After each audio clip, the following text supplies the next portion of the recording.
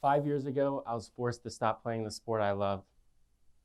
4 years ago, I was forced to stop the sport that I pivoted to and loved as well. I've been playing basketball and football since I could walk. No more 3 to 5:30 practice, rushing to 6 to 7 practice. No more eating dinner while doing homework. No more going to bed exhausted from the day. No more weekend tournaments, Friday night games, Saturday morning games, and championship Sunday. No more dragging my dad out of bed at 5:30 to get some extra shots up. I was left with nothing.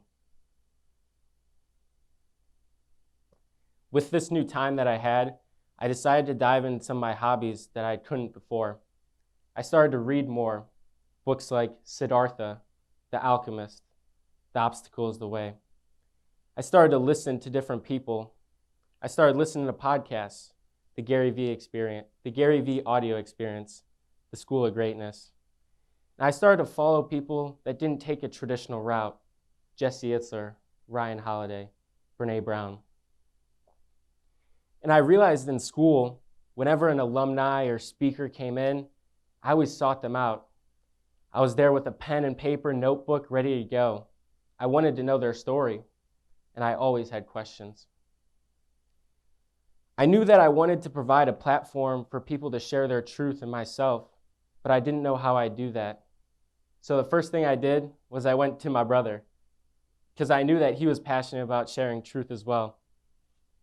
And both of us together created the Bridge podcast, which is all about bridging the gap between who you are and who you want to become. Sam and I started doing episodes, and after our first one, we told each other that it didn't matter how many listeners we had, just if we impacted one life, that was all that mattered.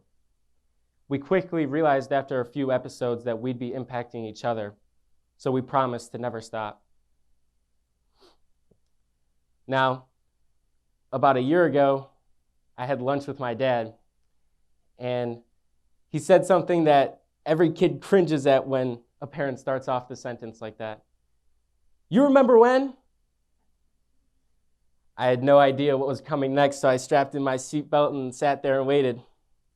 He reminded me of a story when I was about 7 or 8 years old that we used to go to this restaurant called the Boneyard to watch football games. And we specifically went to the Boneyard because they played football games from all cities. It wasn't just the city you were from. So there was a very unique crowd every Sunday. My dad reminded me that during commercials, I used to walk up to random tables and ask who they were cheering for and why. I was curious of their story. I was curious of their why they were watching the team. Now, this isn't some type of success story. We don't have millions of downloads on our podcast. We don't have hundreds of guests every other day. And we don't make thousands of dollars from doing it. But what I realized is I'm just doing what I did as a kid that brought me joy and happiness. I'm just asking people why in their stories and providing a platform for that. And I think that our society needs to redefine success. Success isn't about the stats, the car you drive, the house you live in. Success is about pursuing something you and only you desire and doing that in your true and authentic way. Now, I don't know if this is the first time you've heard me speak or if it's the 100th time, if you listen to the podcast or not, but I believe in myself. And I think the first step that everyone needs to take is to believe in themselves. Now, I want you to picture the world, this big puzzle piece. Think of the world as a big puzzle.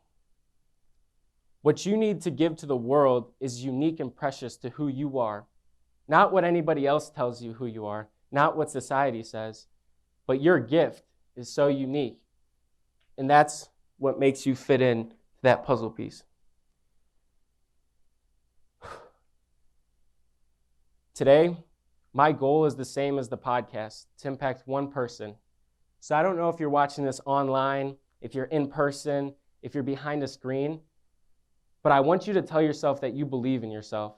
So I'm going to take these next 10 seconds, whether you scream it, shout it, whisper it silently, to say, I believe in myself. So we're going to start now. Go. I believe in myself. It's a better reaction than I thought. I want you to remember this moment because things will get hard. Things will get difficult. But if you remember why you're doing the things that you do and that you believe in yourself, you will be able to do it. And your gift is so unique and precious to give to the world. So remember that puzzle piece, and the only way you can give the world what it needs is by being you.